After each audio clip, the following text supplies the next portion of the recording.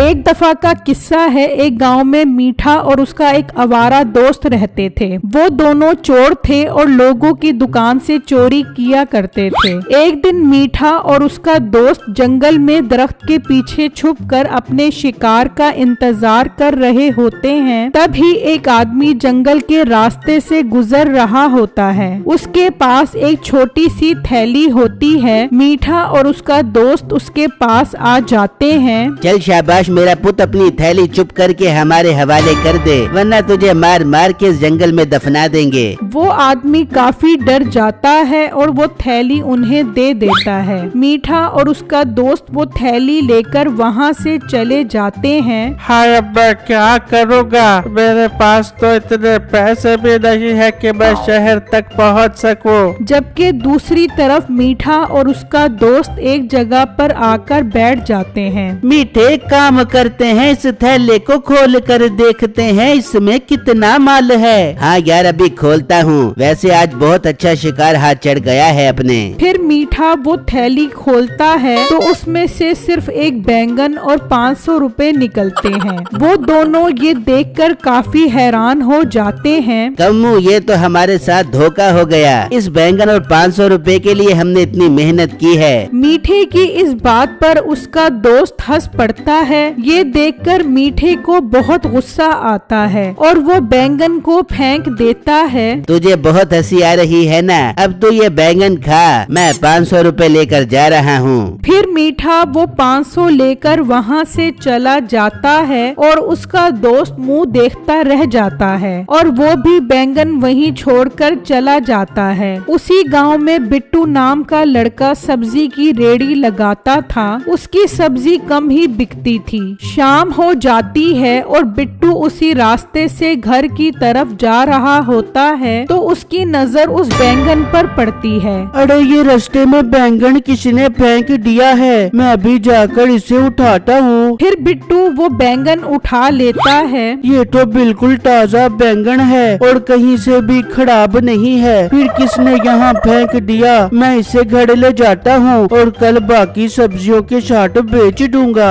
फिर बिट्टू उस बैंगन को रेड़ी पर रख कर ले जाता है और घर आकर अपनी बीवी छम्मो को ये बात बताता है। बिट्टू, मैं काम करती हूँ, आज इसी बैंगन को पका लेती हूँ खाने में। नहीं बेगम, आज बैंगन खाने का मूड नहीं है। मैं कल इस बैंगन को बेचने की कोशिश करूँगा। बस आप दुआ करना हमारी सारी सब्जियाँ बिक जाएं, ताकि मैं सर्दियों के लिए कपड़े और बाकी सामान ले सकूँ। बिट्टू, फिक्रमंद मत हो, अल्लाह ने चाहा तो सब ठीक हो जाएगा। अच्छा, आप मुंह धोकर फ्रेश हो जाएं। मैंने चावल पकाए हैं, वो मिलकर खाते हैं। फिर अगला दिन होता है तो बिट्टू सब्जी की रेड़ी लेकर बाजार आ जाता है। अभी कुछ ही देर गुजरती है कि वहाँ लोगों का रश लग जाता है। लोग बिट्टू से सब्जी खरीदने के लिए पागल हो रहे होते हैं। बाकी सब्जी वाले ये सब देखकर परेशान हो जाते हैं। ये कैसे मुमकिन है कि सारे लोग बिट्टू के पास जा रहे हैं? हमारे पास भी तो वही सब्जी है। हाँ, तुम सही कह रहे हो, मैं खुद भी देखकर परेशान हूँ। बिट्टू खुद भी हैरान परेशान खड़ा होता है। समझ नहीं आ रही कल वाली मेरी ख्वाहिश कैसे पूरी हो गई। बिट्टू सब्जी बेचकर काफी पैसे कमा लेता है, मगर लोगों के रश और झगड़े की वजह से उसकी रेड़ी टूट जाती है। बिट्टू फौरन वहाँ से चला जाता है और घर आकर छम्मो को ये सारी बातें बताता है। वो भी काफी परेशान हो जाती है। कोई बात नहीं बिट्टू, अगर आपकी रेड़ी टूट गई तो क्या हो गया?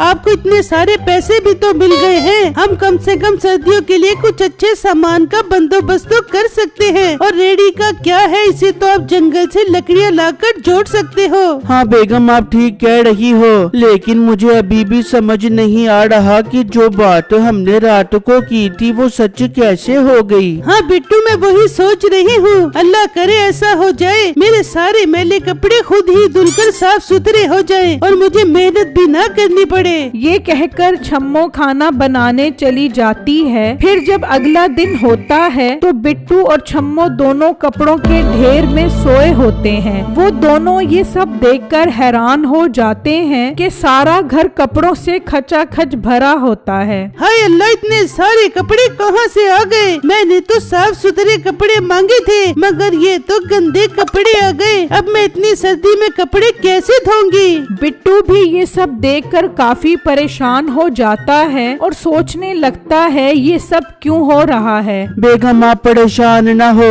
हम दोनों मिलकर इन सब कपड़ों को संभाल लेंगे और जो बच जाएंगे उन्हें बाहर गरीबों में तकसीम कर देंगे। बिट्टू और छम्मो सारा दिन लगाकर कपड़े संभालते हैं। फिर शाम हो जाती है तो बिट्टू छम्मो से कहता है, बेगम अब मैं रेडी ठीक करने के लिए जंगल की तरफ जाता हूँ ताकि उसे ठीक करके फिर से रेडी लगा सकूँ। मगर बेगम अब आपने कोई भी ऐसी ख्वाहिश का इजहार नहीं करना जिससे कोई नई मुसीबत आ जाए। ठीक है बिट्टू, आप फिक्र न करे, मेरी तौबा जो मैं आइंदा कोई ख्वाहिश करूँ। फिर बिट्टू घर से निकलता है और जंगल जाकर लकड़ियाँ काटने लग जाता है। उससे अभी कुछ ही देर गुजरती है कि वहाँ पर वही आदमी आ जाता है जिससे मीठे ने बैंगन वाली थैली चुराई थी। वो परेशान इधर उधर देख रहा होता है। भाई आपको क्या हुआ? आप उदास लग रहे हो, आपका कुछ खो गया है जिसको ढूंढ रहे हो? हाँ भाई, मैं चंद दिन पहले यहाँ से गुजर रहा था तो दो डाकुओं ने मेरा थैला छीन लिया। भाई उस थैले में क्या था? उसमें मेरे 500 रुपए और एक जादुई बैंगन था। उस बैंगन के सामने जो भी ख्वाहिश का इजहार करो वो पूरी हो जाती है, मगर वो एक चालाक बैंगन है जो लोगों को परेशान करता है, इसलिए मैं उसे ढूंढ रहा हूँ। बिट्टू ये सब सुनकर काफी परेशान हो जाता है और उस आदमी को सारी बातें बता देता है। वो मेरा ही बैंगन है, वो कहाँ पर है, मुझे चाहिए। वो मेरे घर पर है, आप फिक्र न करें, मैं कल ले आऊंगा और आपको वापस कर दूंगा।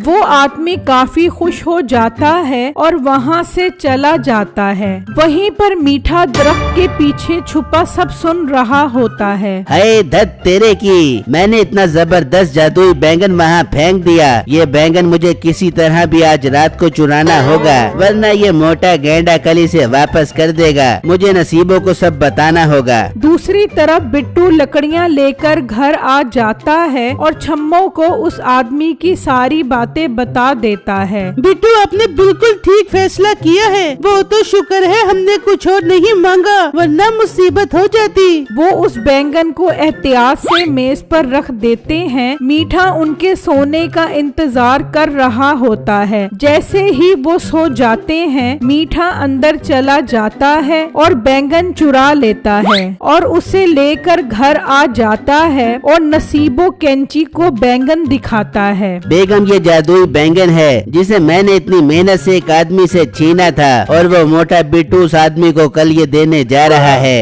मीठे मेरे जान के टोटे, क्या मैं इससे कुछ मांग ले? बू बेगम मांग ले, मगर बड़ा सोच समझ कर मांगी, ये खतरनाक बैंगन है। मेरी ख्वाहिश हमेशा से थी कि मैं भी परिंदों की तरह हवा में उड़ बेबू, मैं हवा में उड़ना चाहती हूँ। मोटी औरत, भैंस जैसा तेरा वजन है, कैसे उड़ेगी तू? कोई और चीज मांग ले। नहीं मीठे, मुझे कुछ नहीं मांगना। मीठे, मैं तुझसे बात नहीं कर रही, मैं जा रही हूँ सोने। फिर जब सुबह होती है तो मीठा नसीबों का शोर सुनकर उठ जाता है। मीठा देखता है नसीबो ऊपर पंखे के साथ लटकी होती है और परिंदे की तरह अपने हाथ फड़फड़ा रही होती है। हाय मीठे, मुझे बचा, मैं यहाँ पे फंस गई। मोटी नाक वाली औरत, तुझे ही शौक चढ़ा था परिंदे की तरह उड़ने का, अब सजा भुगत। मैंने तो सीधे सीधे 1 करोड़ मांग लिए हैं, अब इंतजार है कब पैसे आएंगे। तू सब्र कर, मैं जाकर सीढ़ी का बंदोबस्त करके आता हूँ। मीठा घर से निकलता है। अभी वो थोड़ी दूर ही जाता है कि अचानक सारे गांव में सिक्कों की बारिश शुरू हो जाती है। सारे गांव वाले ये देखकर काफी हैरान हो जाते हैं और जल्दी से पैसे उठाने लग जाते हैं। देखते ही देखते सिक्कों की बारिश तेज हो जाती है और सब लोग डरकर